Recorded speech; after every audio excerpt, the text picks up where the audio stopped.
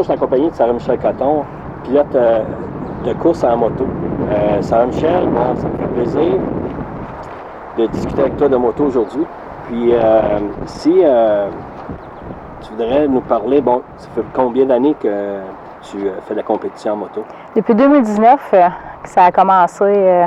J'ai commencé avec la série Race. Okay. Ça a été ma première. Ensuite, on a fait le CSBK. Ça a été décidé vraiment de dernière minute. 2 semaines avant, peut-être, que je me suis décidée à faire le CSBK. Mais c'est qu'est-ce qui t'a amené au départ de faire la moto? Est-ce que c'est une passion que tu avais depuis tes jeunes, puis tu as toujours une moto, puis là, tu t'es dit, je vais faire la compétition? Ça a parti en allant voir une course à Saint-Eustache du CSBK avec mon frère. Okay. Puis je me suis dit, crime, j'aimerais ça, prendre un cours. Puis j'ai fait le cours, ça a commencé comme ça. Jamais j'aurais cru que j'aurais roulé à Saint-Eustache par la suite. Puis ça s'est produit. Ouais. Fait que ta première saison, finalement, c'était en 2019? La saison de course, oui. Okay. Ça a commencé à Shannonville. Ensuite, on était du côté de la Nouvelle-Écosse. Ensuite, en Ontario. On a fait Mosport, on a fait Shannonville. OK. Ouais. Là, on voit une moto derrière, mais toi, c'est dans la compétition que tu fais, je veux dire, c'est dans quelle classe? Est-ce que c'est les classes, les grosses classes? Présentement, c'est ça, c'est des lightweight, la classe de lightweight. J'ai changé après avoir fait amateur sport bike avec mon 600. J'ai fait, suite à l'accident, en fait, j'ai fait le switch pour une moto plus légère. OK. Mais en 2019, tu pilotais 2 motos? Oui. OK. C'est 2 classes différentes? En fait, je m'excuse, ça a commencé par... j'avais une moto, un Kawasaki 636 2015. Ça a commencé avec ça. Okay. Par la suite, j'ai fait l'achat d'une 2009 aussi qui m'a servi de deuxième bike, un B-bike qui appelle. OK. Pour ceux qui... Bon, comme moi, je connais pas toutes les classes en moto, là, mais je veux dire, tu sais, comme tu parlais lightweight puis les autres classes, les différences, un peu, si tu veux expliquer un peu les différences. Tout ce qui est moto 600, en fait, c'est les sport bikes. Ensuite de ça, si tu vas avoir une moto, les motos plus puissantes, plus puissantes, les 1000 cc. Okay. Ça, c'est les super bikes. Fait que tu as la classe amateur sport bike qui est aux 600. Les 600. Ensuite de ça, tu as les super bikes et les 1000. Mais la 600 peut rouler. Tu peux rouler dans la classe Superbike, c'est ça. Ce que j'ai fait. Avec ta moto, tu peux rouler Superbike aussi. C'est en plein ça. Mais par contre, le maximum, j'imagine, c'est des 1000 cc pour les Superbikes. C'est en plein ça. OK. Mais eux autres ne peuvent pas rouler comme dans les autres. Ils ne peuvent pas rouler dans les 600, malheureusement. Fait que c'est un avantage pour les 600, les Sportbikes. C'est un avantage parce qu'ils peuvent pratiquer avec la même catégorie, les 600, puis ils peuvent aller avec les 1000 aussi, avec les Superbikes. Okay. Ils peuvent faire les deux classes. Fait que c'est un avantage de rouler 2 fois plus. Après, par la suite, tu peux faire les pratiques avec eux sans nécessairement faire les courses avec eux. Okay. Fait que tu peux faire à ton choix, en fait. Là. Puis une fin de semaine de course, là, ça représente, c'est quoi? C'est des courses le vendredi, samedi, dimanche? En général, oui. Okay. Le vendredi, tu as des pratiques. Le samedi matin, tu as des pratiques. Ensuite, tu as les qualifications. Puis tu as les courses le dimanche. Okay. Tu sais, souvent, dans l'avant-midi, il y a les pratiques. Ensuite, tu as les qualifications. Tu as la course en après-midi. OK. Puis, donc, si tu participes, lorsque tu participes en 6 ans, en sport bike puis en superbike, donc tu as 2 finales à faire. C'est en plein ça. 2 fois plus de travail. Oui, mais donc, j'imagine qu'au niveau physique, ça doit être demandant aussi, parce que veut pas...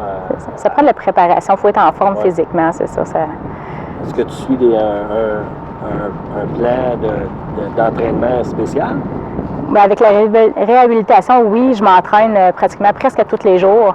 Fait que ça prend une bonne endurance. Il faut que tu pratiques, il faut que tu fasses du vélo, faut que tu t'entraînes régulièrement si tu veux avoir une force dans les jambes, les bras aussi. J'imagine, pour tenir sa moto, quand tu reviens ses côtés, ça doit demander quand même pendant la force. Oui, ça prend une bonne force physique. En 2019, t'as ta première année. Est-ce que, c'est une année comme souvent, une année d'expérience aussi, puis souvent, c'est la première fois, donc est-ce que cette année-là, ça a bien été pour toi. Est-ce que tu étais satisfaite de ton année? Oui, ça a bien été dans l'ensemble. Tu sais, c'est beaucoup d'apprentissage parce que j'ai appris des nouvelles pistes que je ne connaissais pas auparavant. Ça a été une grosse année.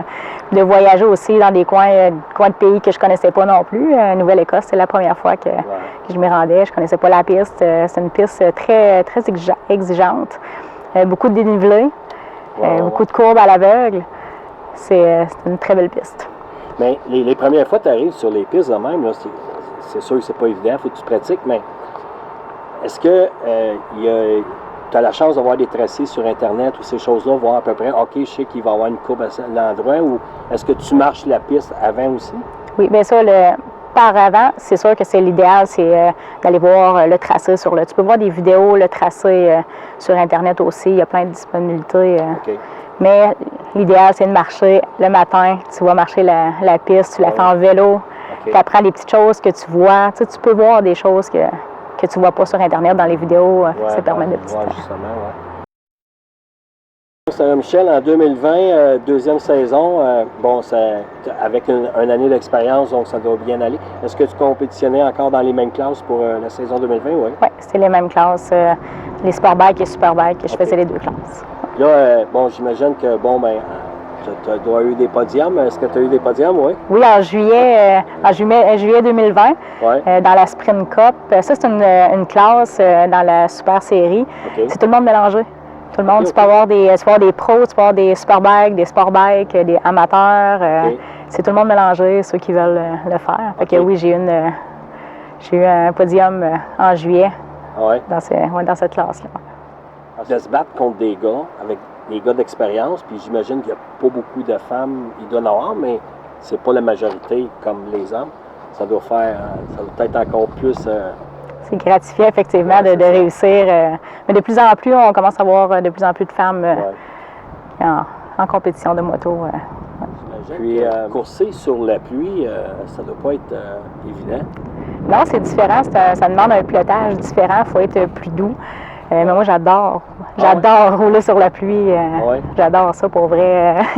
Il y en a ceux qui me connaissent, ils vont le savoir. Quand il y a de la pluie, là, je viens tout énerver mon changement de... un gros changement, oui, j'adore ça, pour vrai. Sur la pluie, tu n'as aucune pression. C'est là que tu es à ton meilleur. C'est en plein ça. Je vais faire les mêmes temps sur la pluie que sur le sec. Donc, c'est un avantage pour toi. Puis d'ailleurs, je crois que j'ai lu à un moment donné que tu étais un des temps les plus rapides pour une femme. C'est un record, là, je crois. Moi, en fait, depuis, j'ai été la première femme à monter sur le podium avec les Superbikes depuis 2014. J'ai eu ma 3e place sous la pluie à Mosport dans la catégorie des Superbikes. Ça doit faire tout un effet. J'ai fait un dépassement juste avant sur la ligne droite, juste avant la ligne d'arrivée. En fait, là, c'est une petite opportunité que j'ai eue. C'était ma chance. J'ai pris la 3e place, je l'ai gardée jusqu'à la ligne d'arrivée. As-tu fait comme qu'on voit des fois à la télé, proche de la ligne d'arrivée, faire un relais pour... Non. J'ai pas réalisé tout de suite ce qui se passait, en fait, parce que je m'attendais pas à ça du tout. En fait, c'était avec tous les gens... Mais en course, là, tu savais que tu étais en 3e position? J'étais pas certaine à 100% pour vrai. J'étais pas certaine s'il y en avait plus, si c'était 4e ou si c'était 3e.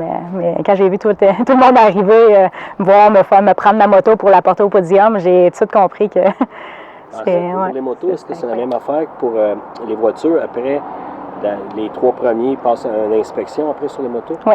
Ils vérifient toute l'essence, voir si on a mis de l'essence correcte. Ils vérifient les pneus, il faut que ce soit c'était des Dunlop, en fait, qu'il fallait utiliser en course. Tu as plusieurs critères à respecter. Si tu ne les respectes pas, en fait, tu es disqualifié. Fait que c'est important de... Il y a des gens, des fois, ils se disent « Ah, mais je pense pas de gagner », puis ils trichent, mais quand... C'est tout le temps important d'y aller selon les règles.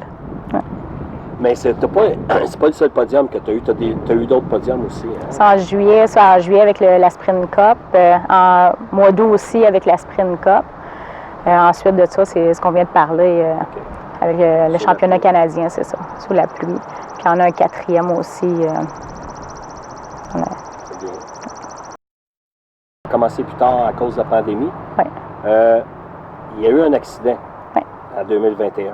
Est-ce que ta saison c'était en début de saison ou vers la fin de la saison? C'était en début de saison, en fait, parce qu'on a commencé fin juillet. J'ai fait une ronde à Shannonville avec la Super Série. Ensuite de ça, on s'enlignait on est arrivé le mardi soir, je m'excuse, à Mosport pour rouler le week-end. Fait que moi, je roulais le mercredi, le jeudi. Le vendredi, je l'avais pris off pour me remettre un peu pour le week-end. Puis on roulait le samedi, dimanche en course. Puis là, t'es arrivé l'accident, puis après ça, t'as pas, ça a mis fin à ta saison. Oui, effectivement. Puis est-ce que, par la suite, est-ce que tu pensais que c'était terminé la moto ou si dans ta tête tu t'es dit je vais revenir ou si, tu sais, souvent, suite d'un accident, ben, on a des choix à faire. Est-ce que tu avais pensé que c'était terminé ou pas? Honnêtement, dans mon cœur, ça c'était pas terminé. Okay. Même si c'était grave comme accident. C'est pas quelque chose que je me vois arrêter du jour au lendemain. OK. Tu as la piqûre, puis ça va être dur d'enlever ça. C'est ça. Je me vois à ma retraite, je me vois faire de la moto encore pour vrai. On en voit quelques-uns, là. Je crime son. Je me vois toujours faire de la moto, je me vois pas arrêter. Okay. Est-ce que tu as une moto juste pour te promener, aller faire comme rider à la fin de semaine, dire OK, on va prendre un ride de moto, puis faire à un moment donné, dire je vais faire le tour du Québec en moto? Oui, mais c'est pas. J'ai comme perdu un peu l'intérêt sur la route, honnêtement. Toi, c'est vraiment l'adrénaline. La course, l'adrénaline, ça te donne, c'est ça qui te maintient. OK, c'est bon. Souvent, quand on revient d'un accident, souvent ils disent reviens tout de suite, c'est comme pour être sûr. Mais est-ce qu'on a des peurs lorsqu'on revient en piste? Parce que dans l'année, c'est juste cette année que tu as recommencé. L'année passée. L'année passée. C'est ça. J'ai commencé ici à tester mon poignet parce que j'avais une fracture au poignet aussi et la jambe. J'ai testé ici avec un mini-trail, on s'est promené, juste pour tester un peu. C'est pas grand-chose, mais ça prend un début. Ensuite de ça, j'étais allée en piste. J'ai eu mon hockey du médecin au mois de juin seulement. Okay. Fait que j'ai commencé à donner des cours en juin. Okay. On essaie sur la piste, mais c'est difficile mentalement, physiquement. Au départ, j'avais beaucoup de faiblesse dans la jambe. Ça a pris beaucoup de thérapie pour pouvoir en parler de cet accident-là. Mais, j'imagine que c'est pas des souvenirs que... C'était une grosse année d'apprentissage, réapprendre à marcher, réembarquer sur la moto par la suite et rouler en circuit. Puis, est-ce que la première fois que tu as retourné en compétition, lorsque tu as embarqué sur ta moto, est-ce que tu as revu ces images-là? C'est pas encore fait, la première compétition. OK. Non, c'est ça, c'est pas encore fait. OK, tu as juste... c'est des essais libres, c'est ça. Essais libres, donner les cours. Pas de compétition. Non, pas encore. C'est la veille.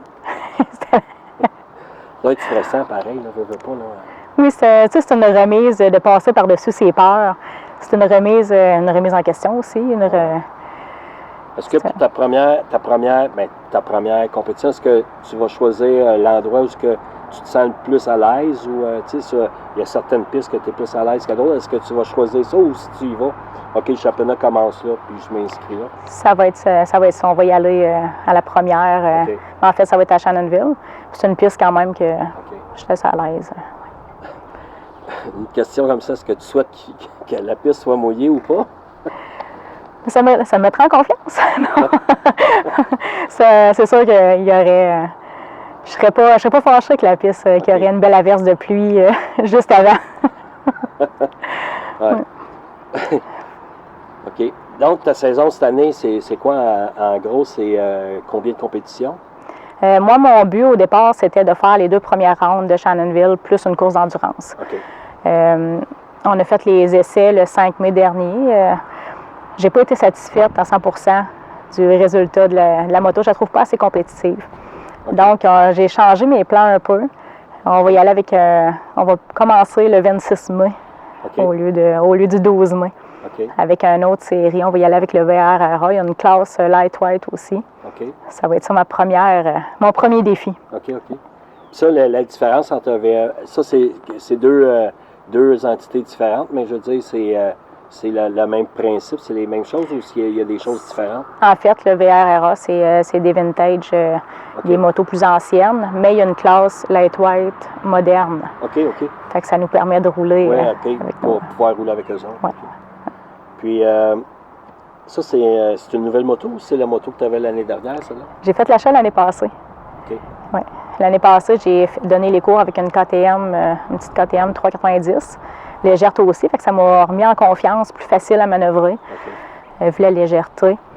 Puis ça m'a donné le go pour acheter une petite 400. Tout en discutant, tu disais que tu avais donné des cours. Tu es instructeur aussi chez Mécaglis, le circuit Mécaglis. Est-ce que c'est depuis longtemps que tu fais, tu vas donner, tu es instructeur? Oui, depuis 2019, en même temps que la course, j'ai commencé à donner des cours la même année. Ah ouais? Tout a commencé en même temps. OK. Ouais, là-bas, c'est toi qui veux donner les cours ou c'est eux autres, puis il y a un choix, puis parce que tu fais la compétition, tu peux donner des cours? Comment ça fonctionne? En fait, ils m'ont proposé ça en 2019. J'ai accepté. C'était tellement un beau cadeau qu'ils m'ont fait. J'ai accepté ça tout de suite. De pouvoir partager sa passion, c'est super. Puis là-bas, c'est n'importe qui peut aller suivre les cours. Mettons, si la personne ne veut pas faire de compétition, elle peut aller suivre pareil les cours. C'est pour apprendre à manœuvrer la moto, finalement? C'est en plein ça. L'idéal, ça permet aux gens, même si tu ne veux pas faire de compétition, les gens, des fois, c'est juste pour se mettre à l'aise sur la route, de prendre confiance. Puis on fait beaucoup d'encadrement. Si on voit des choses qui sont on corrige tout de suite les gens. Ça nous permet... Ça, c'est un grand circuit routier là-bas? C'est plus petit un peu. Il y a des petites courbes serrées. Fait que c'est moins rapide que d'autres pistes, je te dirais, ontariennes. C'est moins rapide un peu, mais ça permet de bien apprendre à travailler les courbes. OK. Je trouve ça. OK. Puis, c'est bien. Puis là-bas, tu donnes les cours à combien, plusieurs fois dans l'année? Environ une dizaine de fois, une dizaine de cours. Les journées que tu n'as pas de compétition, tu donnes de la formation. Donc, tu es quasiment à moto tout l'été. C'est en plein ça. On est passion à plein, là. Oui, on est tellement bien avec eux. C'est une belle équipe. Puis on est bien. Puis on est là. Je te dirais que c'est une affaire de famille. En fait, ma fille fait du 4 roues là-bas. Il y a tellement de... C'est un complexe motorisé incroyable. Incroyable. OK. Donc, les gens, ils peuvent emmener leurs enfants, puis leurs enfants peuvent rouler aussi, là. Pas sur la piste asphaltée, mais s'ils veulent faire, il y a une petite piste... Pour les enfants? Oui, il y a moyen de... Les 4 roues, c'est toi qu'il faut qu'ils l'apportent ou si eux autres, ils louent là-bas? Pas les 4 roues. Ils ont 2 motos, 2 petites R3 en location. Il faut que tu prévois à l'avance, là. Ils ont des sautes, ils ont toutes les bottes, les gants, la dorsale. Ils font la location d'équipement pour ceux qui prennent les cours. OK. Puis, une personne, un exemple, moi, je voudrais y aller. Est-ce que ça prend un permis de moto ou si la personne peut arriver, puis, OK, il peut tout de suite aller suivre une formation? C'est pas obligatoire d'avoir un permis pour la route. Par contre, c'est d'avoir les bases de moto. Et tout ça, la compétition, avec les cours que tu donnes, ça doit être quand même assez difficile. Ou pour toi, c'est facile de concilier travail, loisir, compétition, travail, puis les enfants, tout ça, ça demande beaucoup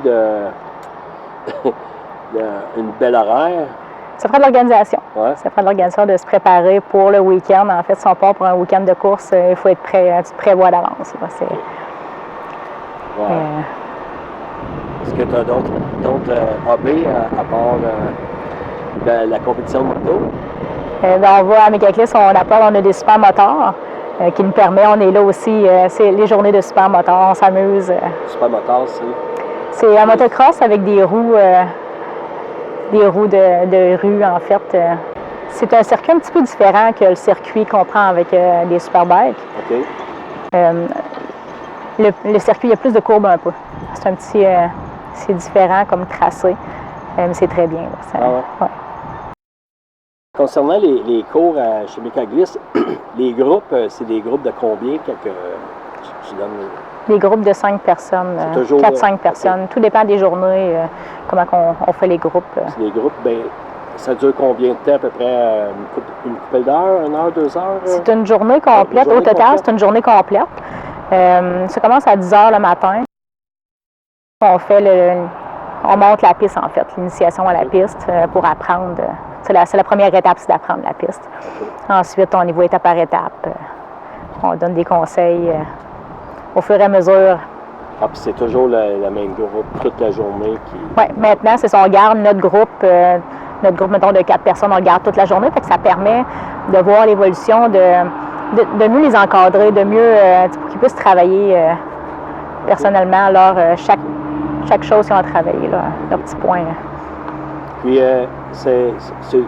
les cours, c'est d'une journée, là, pas une fin de semaine, c'est une journée. C'est une journée, oui, c'est ça. Les gens peuvent revenir une autre fois aussi. Là. C'est en plein ça. Ils peuvent le faire 10 fois par été s'ils veulent, ou une fois. Est-ce qu'ils ont des stages? Est-ce qu'ils ont des niveaux différents d'une fois à l'autre ou s'il faut qu'ils atteignent tel niveau pour passer à un autre?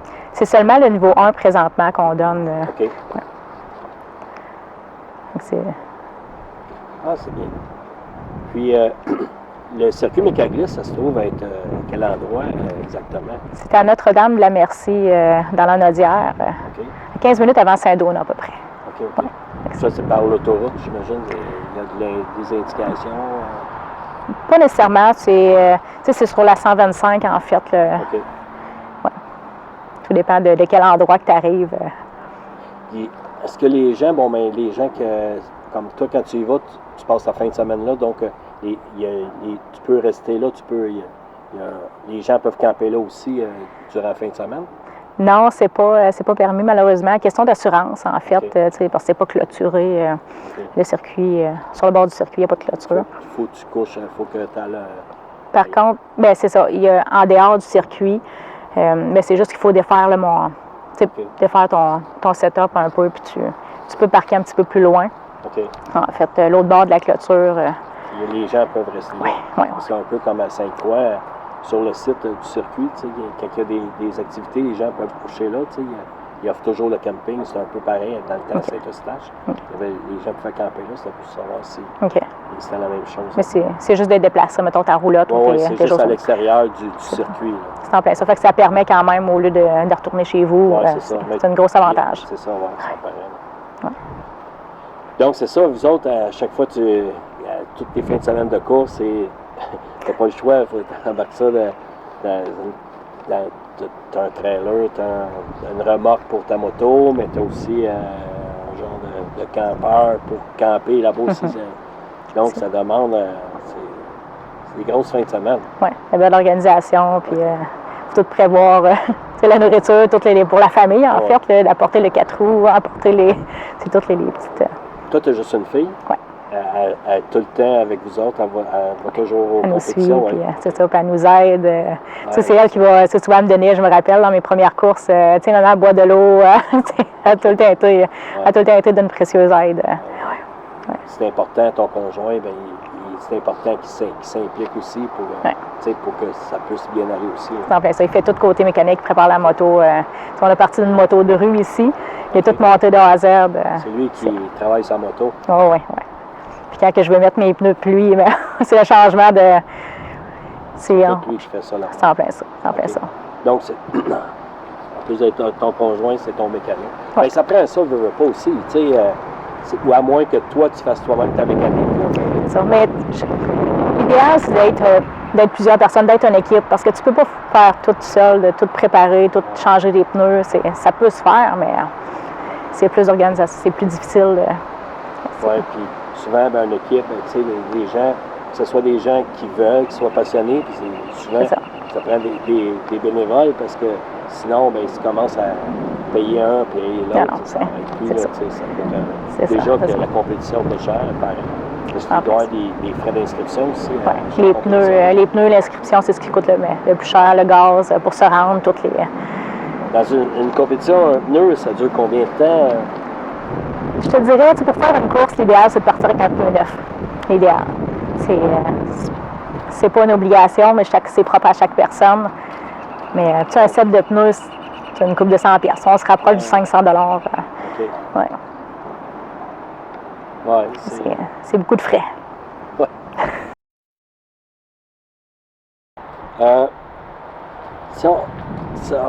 Tantôt, on va discuter les différentes choses d'équipement. Je sais que c'est toujours dur de parler de ton accident, mais tu as été sauvé par un airbag. Hein? Oui. Tantôt, on va le montrer aux gens. Tu vas nous expliquer un peu c'est quoi le airbag, mais ça, c'est une chose que moi-même, je n'étais pas au courant. Je ne savais pas que ça existait pour les motos. Ça, j'imagine que ça doit être bon, pas juste pour faire la compétition, ça doit être bon pour tout le monde, ça. Pour la route. Tu prends une moto. Là. Nous, sur les motos, on est attaché à l'arrière. C'est plus facile pour les mouvements gauche-droite. On n'est pas restreint par la corde. Pour la route, ils sont attachés à l'avant. OK. Côté avant, là. Vu qu'ils n'ont pas besoin, c'est pas grave. Là, fait que c'est. Plus ça va protéger tout le cou, les cervicales, ça va protéger les côtes. C'est vraiment bien. Là. Il gonfle. Oui, ça gonfle automatiquement. Aussitôt que tu es éjecté de la moto, je pense que c'est 30 livres ou 40 livres de pression. Aussitôt que tu es éjecté, ça va gonfler automatiquement. OK. Ça va. Il est parti avant que tu tombes à terre. Oui. OK. Ouais. Fait que, comme ça, c'est ce qui te protège. Hein? C'est en plein ça. C'est bien. C'est après ça, par la suite, ça va dégonfler tranquillement. Là. Est-ce que il est réutilisable plusieurs fois ou si un coup qui est popé, comme on dit, il est plus bon? C'est assez simple. S'il n'y a pas de déchirure du ballon, en fait, s'il n'y a pas de déchirure, on va faire l'inspection, on va vérifier tout en le pliant puis le remettant à l'intérieur. Tu fais simplement changer la cartouche en arrière. Une petite cartouche de CO2. Okay. Tu le changes puis c'est reparti. Tout simplement. Okay. Donc, chez Mécaglisse, est-ce que c'est juste dans l'été, il n'y a pas... je veux dire, c'est du mois de juin, les dates à peu près que ça rouvre et que ça ferme? Je te dirais au mois de mai, on commence le 20 mai pour les premiers cours, samedi prochain. Ensuite, ça va jusqu'au mois de septembre. Mais l'hiver aussi, il y a de la conduite automobile pour apprendre dans la neige. Pour le dérapage et tout ça, si jamais... Okay, la conduite hivernale, il y a plein d'activités en fait qui font... Donc, c'est ouvert à l'année? En plein ça, oui. Est-ce que tu participes à l'année là-bas? J'ai déjà fait un cours d'expérience Subaru. C'est incroyable. Pour vrai, là, c'était une chose à faire une fois dans sa vie. C'est tellement... c'est incroyable. Toute une expérience. Tu apprends le dérapage contrôlé. Tantôt, tu as parlé d'une course d'endurance avec VRA. Les courses d'endurance, comparativement aux autres, c'est quoi la différence? Les autres, c'est en nombre de temps? Ça, c'est 2 heures, mais peu importe la série, c'est 2 heures. C'est à moi qu'il y a des changements. C'est 2 heures. Tu peux être 2 ou 3 en équipe. Okay. Tu fais une rotation. Tu peux rouler 1 heure chacun. Tu peux rouler des demi-heures. Ce qui va selon ce que tu peux faire. C'est le meilleur temps, je veux dire, comme une compétition, mais sauf que à relais? Oui, en plein ça. Okay. En plein ça. Ouais. Puis est-ce que, est-ce qu'il faut être ton équipe de préparer ou si ils font les équipes sur place quand ça arrive? Tu arrives avec ton équipe, tu prépares ça d'avance, puis chaque équipe va préparer leur routine, leurs mots, qui va dire, mettons, c'est le temps de rentrer. OK. Puis vous avez, je suppose, vous avez comme des spotters pour vous aider. Oui. OK. Puis, tu fais combien de compétitions l'année prochaine? Tu vas en avoir 2 en endurance. Est-ce que tu vas en faire d'autres aussi? Eh bien, mon but, c'est ça, c'était de faire deux rounds, mais je ne sais pas exactement combien que je vais en faire pour 2023 finalement. Okay. Avec le VRA, ils ont 4 rounds avec une endurance. Je ne sais pas si je vais faire les 4. Ils vont à Shannonville, ils vont à Mosport en Ontario aussi, puis ils vont à Calabogie. C'est 3 places, excuse-moi, en Ontario. C'est malheureux. À Saint-Eustache, il y en avait avant, mais là, il n'y a plus rien à Saint-Eustache. Au Québec, il n'y a pas grand piste qui offre de la moto. Il n'y a plus de compétition au Québec, malheureusement. C'est malheureux. J'imagine que lors des compétitions, il y a beaucoup de monde là-bas. Je veux dire, vous êtes beaucoup de compétiteurs. Quand même, oui. Je ne sais pas exactement le nombre. Mais est-ce qu'il y a un nombre maximum durant une compétition? Mais je ne sais pas exactement. Mais je n'ai pas encore vu, peut-être dans les années précédentes, mais Mais dernièrement, je n'ai pas vu de ça t'est jamais arrivé, non, non. OK. On est tout le temps une vingtaine dans les 20-25 dans les maximums de participants que j'ai vus présentement sur la grille de départ. Durant une compétition, le départ est souvent important, mais toi, c'est quoi que mettons, dans une compétition, c'est où que tes forces, dans le départ, dans les courbes, ou c'est comparativement à d'autres, mais toi, tes forces, où est-ce que tu sais que tu peux aller rattraper du temps? Les départs, ils n'ont pas toujours été bons. J'en ai eu quelques-uns qui ont été super. Je te dirais, c'est plus l'endurance. Je vais conserver mes énergies jusqu'à la fin. En fait, je vais... OK.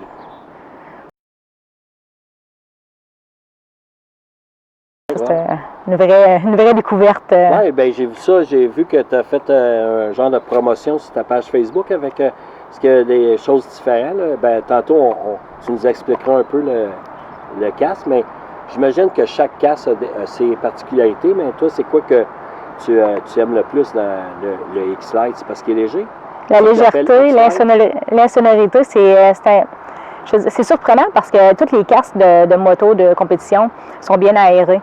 Okay. Mais lui, il y a beaucoup d'aération, mais l'insonorité est présente, est très présente. On n'entend pratiquement rien. J'ai des bouchons en tout temps, là, quand même, mais habituellement, on entend le vent.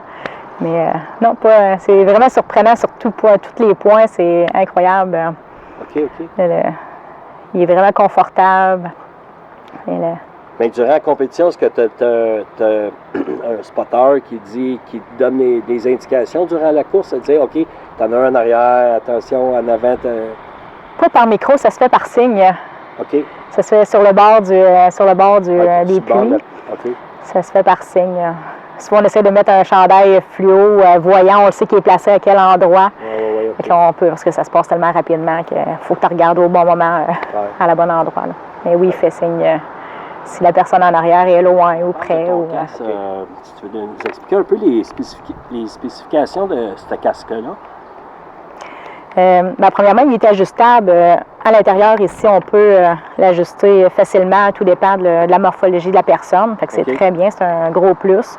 Ici, on a deux ajustements pour le nez. Un avec la pluie qui vient plus haut, qui empêche d'avoir l'humidité.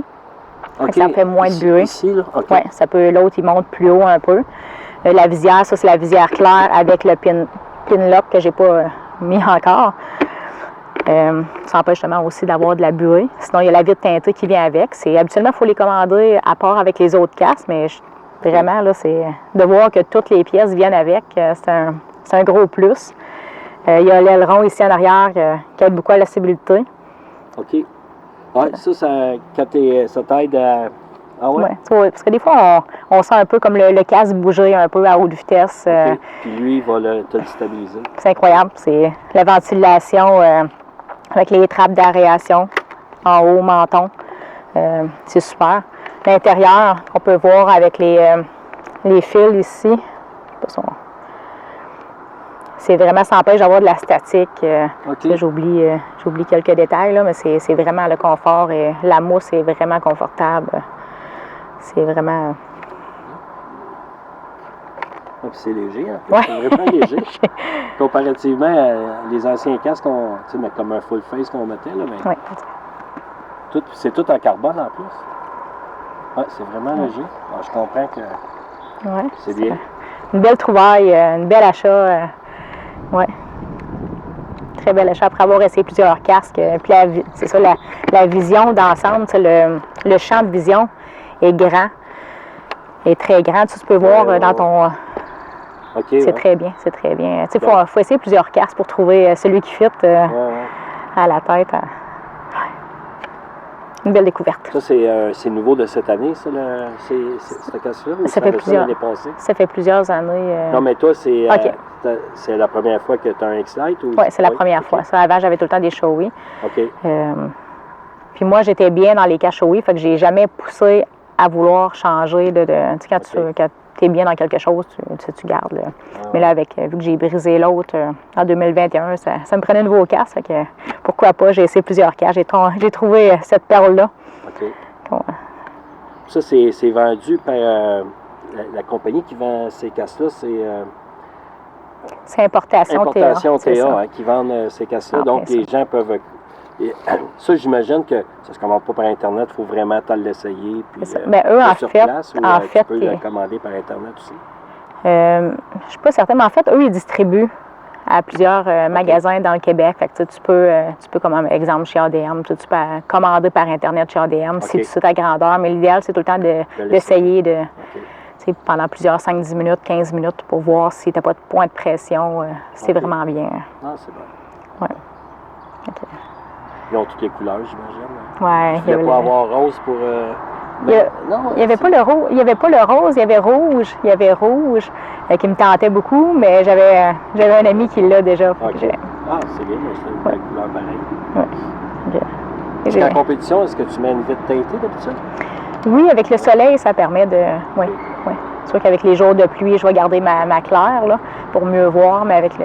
pour ne pas avoir les désagréments du soleil. Puis, Est-ce que, bon, c'est un peu comme avec... est-ce que tu as des plastiques que tu enlèves ou sinon, l'eau, mettons, s'il pleut, si l'eau, elle va perler sur... Ça perle bien, oui. OK. Ouais. Donc, tu n'as pas besoin de... Non, c'est avec le vent, là, ça reste pas. Ouais, ça reste pas longtemps. Ça reste pas, non. C'est ça ici qui est attaché après ta moto. Oui. Puis lui, en tirant, mais ça va... C'est en plein ça. Aussitôt que la pression, ça déclenche la bonbonne qui est ici, et qui est à l'intérieur, ça déclenche. Ouais. Ça va tout gonfler. Tout ce qui est dans le... En plus, tout le cou, ça va gonfler aussi pour protéger les côtes, le dos, les côtes. En avant, est-ce que ça gonfle aussi? Non? Attends. OK. Voilà, OK, c'est tout ce qui est... OK, voilà. Oui, c'est bon. En place. Ça va gonfler ici aussi, là. OK. Jusqu'au zipper ici. OK. Ça gonfle partout, fait que ça protège toutes les cervicales, la colonne, les côtes, les organes, en fait. Oui. OK. Oui, c'est en plein ça. Fait que ça, tu l'ajustes selon... Ouais. C'est ça, tu l'ajustes...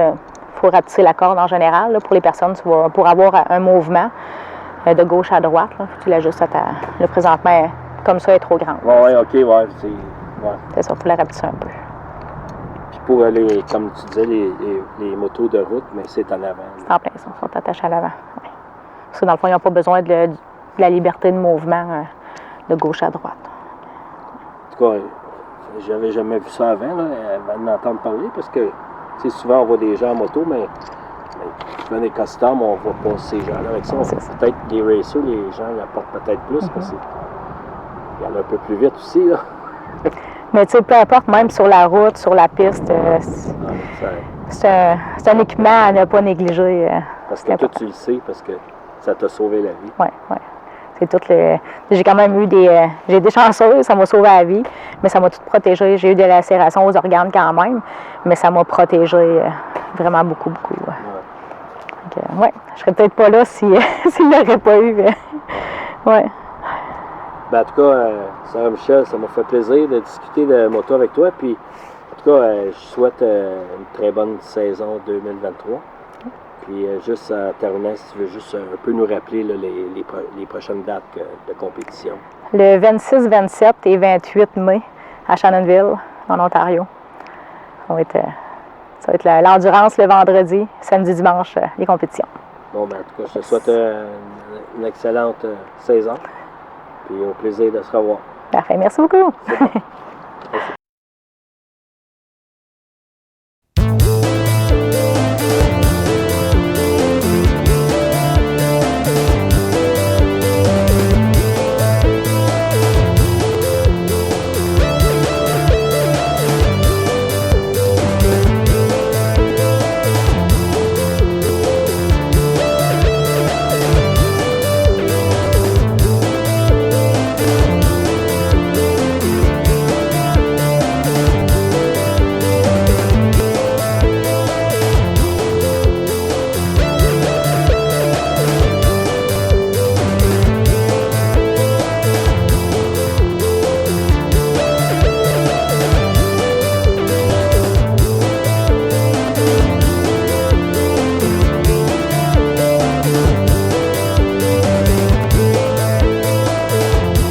Que, bon, je sais que ton conjoint travaille fort, il est mécano, mais il y a d'autres choses qu'il travaille aussi. Il y a des choses que tu voudrais nous expliquer Mais pour préparer la moto, il y a plein de petites spécificités qu'il faut. Il faut tout passer les fils pour une protection supplémentaire. On peut voir ici les broches qu'on passe pour les freins. Ici, voilà. Il y en a plusieurs. Tout ce qui peut se dévisser, là. C'est ça, lui, il faut tout qu'il fait de la protection pour être sûr que ça se dévisse pas, ça tombe pas durant la compétition. Donc, il y a un gros travail qu'il fait avant les courses, puis ça. Puis... C'est une grande préparation pendant tout l'hiver.